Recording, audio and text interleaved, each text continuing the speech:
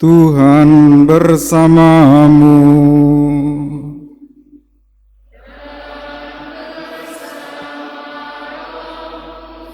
Inilah Injil suci menurut Lukas.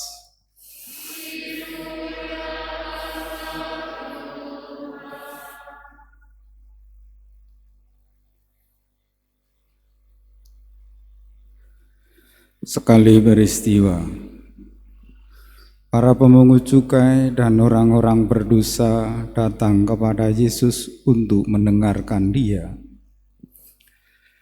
Lalu bersungut-sungutlah orang-orang Farisi dan ahli-ahli Taurat, katanya,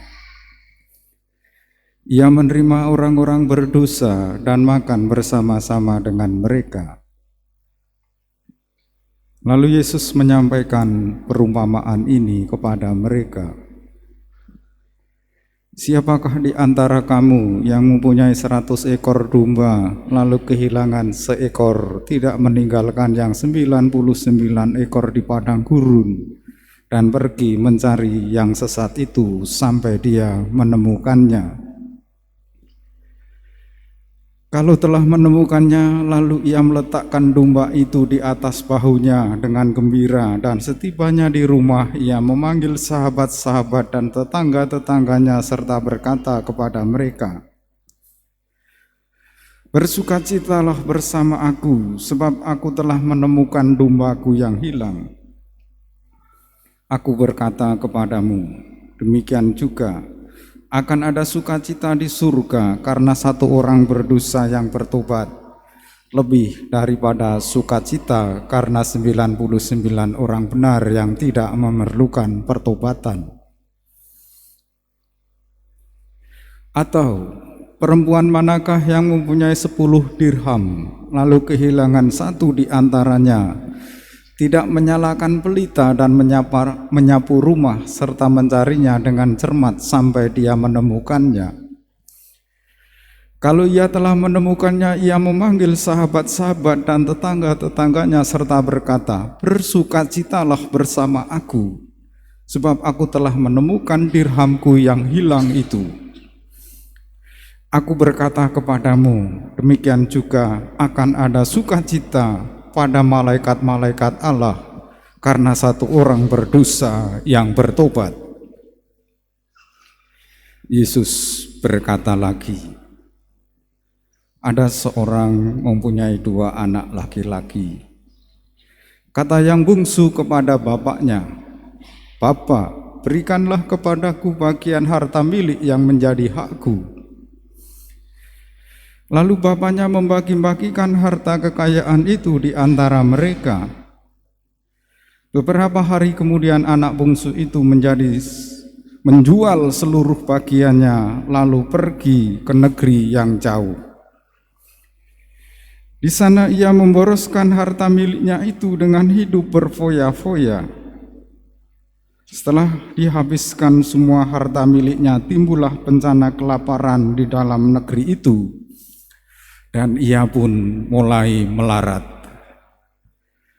Lalu ia pergi dan bekerja kepada seorang warga di negeri itu. Orang itu menyuruhnya ke ladang untuk menjaga babinya. Lalu ia ingin mengisi perutnya dengan ampas yang menjadi makanan babi itu, tetapi tidak seorang pun memberikan sesuatu kepadanya. Lalu ia menyadari keadaannya, katanya, Betapa banyaknya orang upahan Bapakku yang berlimpah-limpah makanannya, tetapi aku di sini mati kelaparan.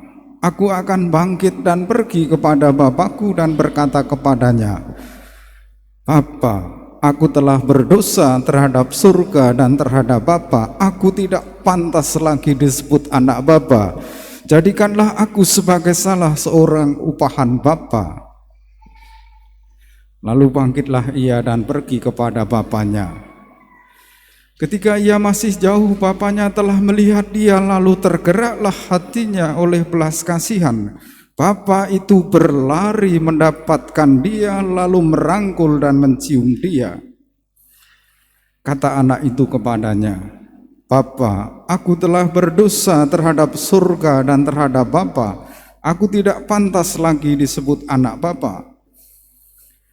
Tetapi Bapa itu berkata kepada hamba-hambanya, lekaslah bawa kemari pakaian yang terbaik, pakaikanlah itu kepadanya, kenakanlah cincin pada jarinya dan sepatu pada kakinya, ambillah anak lembu yang gemuk itu, sembelihlah, dan marilah kita makan dan bersukacita, sebab anakku ini telah mati dan menjadi hidup kembali. Ia telah hilang dan didapat kembali. Lalu mulailah mereka bersukacita. Tetapi anaknya yang sulung sedang berada di ladang. Ketika pulang dan dekat ke rumah, ia mendengar suara musik dan nyanyian tari-tarian. Lalu ia memanggil salah seorang hamba dan bertanya kepadanya, apa arti semuanya itu? Jawab hamba itu, adikmu telah kembali dan ayahmu telah menyembelih anak lembu gemuk, karena ia mendapatkan kembali anak itu dalam keadaan sehat. Maka marahlah anak sulung itu dan ia tidak mau masuk. Lalu bapaknya keluar dan membujuk dia, tetapi ia menjawab bapaknya, katanya, telah bertahun-tahun aku melayani engkau dan belum pernah aku melanggar perintahmu, tetapi kepadaku belum pernah engkau memberikan seekor anak kambing pun untuk bersukacita dengan sahabat-sahabatku. Tetapi baru saja datang anakmu yang telah memboroskan harta kekayaanmu bersama dengan pelacur-pelacur, maka engkau menyembelih anak lembu gemuk itu untuk dia. Kata bapaknya kepadanya, anakku, engkau selalu bersama-sama dengan aku, dan segala milikku adalah milikmu. Kita patut bersukacita dan bergembira, karena adikmu telah mati dan menjadi hidup kembali. Ia telah hilang dan didapati kembali. Demikianlah sabda Tuhan.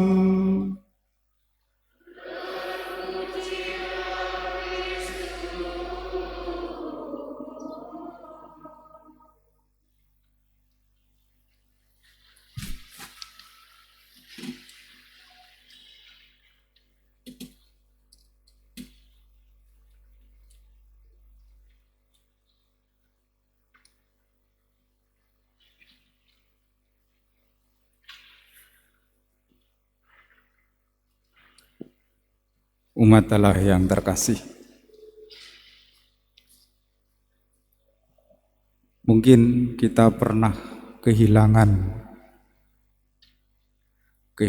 uang atau kunci,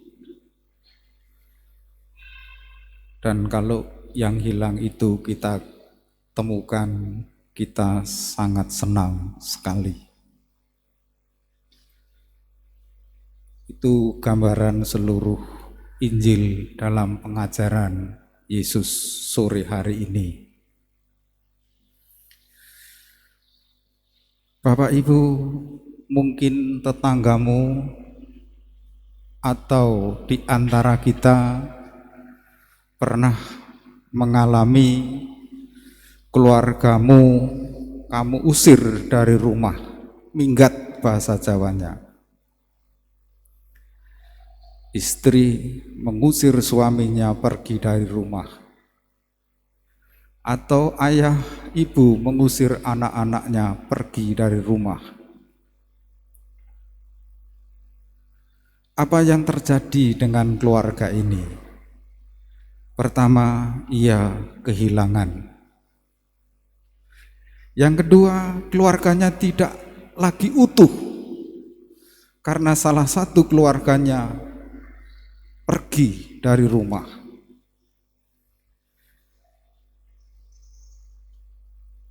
Kita yang waras ini, kalau keluarga kita sakit, diobati sampai sembuh dan sehat. Lah mereka yang hidup kayak gitu malah diusir pergi dari rumah.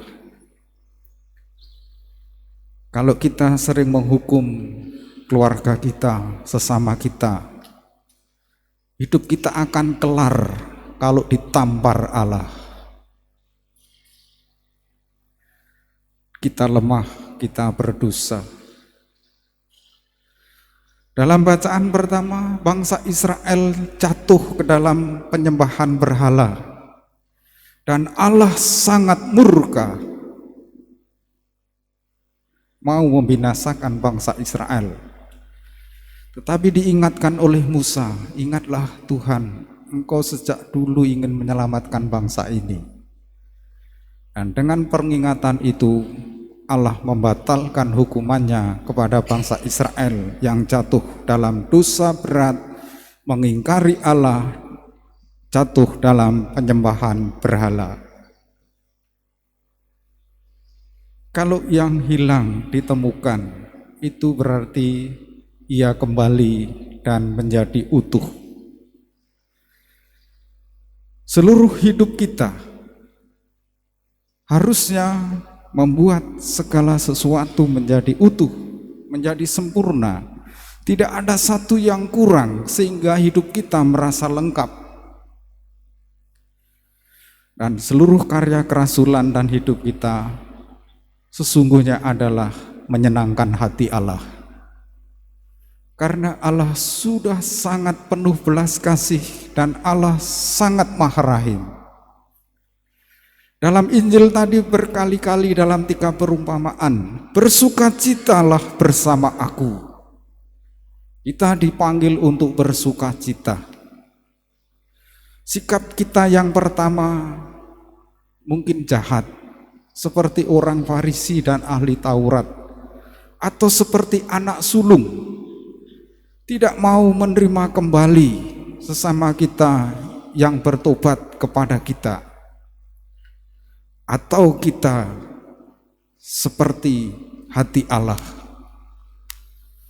menerima mereka dengan tangan terbuka, mencari yang hilang sampai mendapatkannya.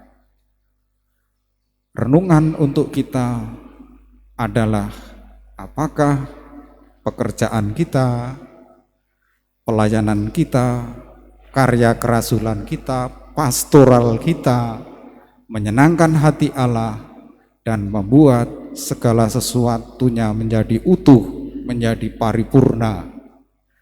Kalau begitu, Allah pasti memberkati kita seperti ketika Allah dulu menyelesaikan seluruh karya penciptaannya. Allah memberkati semuanya, lalu semuanya menjadi baik adanya, dan bahkan kita manusia diciptakan yang paling baik. Mari kita berdiri, kita perbaharui iman kita. Aku percaya akan Allah,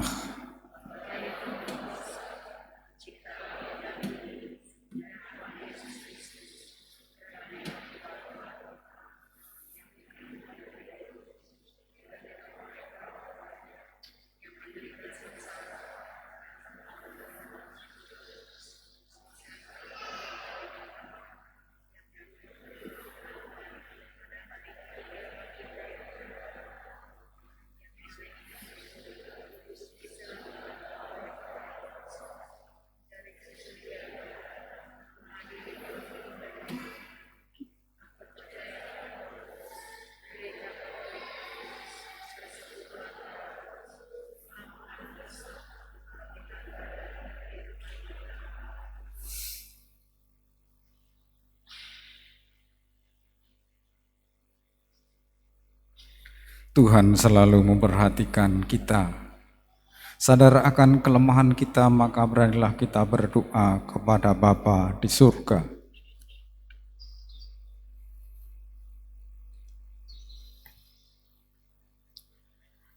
Bagi gereja Allah, ya Bapa, berilah gerejamu rasa bangga dan gembira bila hasil meringankan beban para tertindas. Marilah kita mohon. Bagi masyarakat kita, ya Bapa, berilah masyarakat kami ketabahan serta keuletan dalam menegakkan keadilan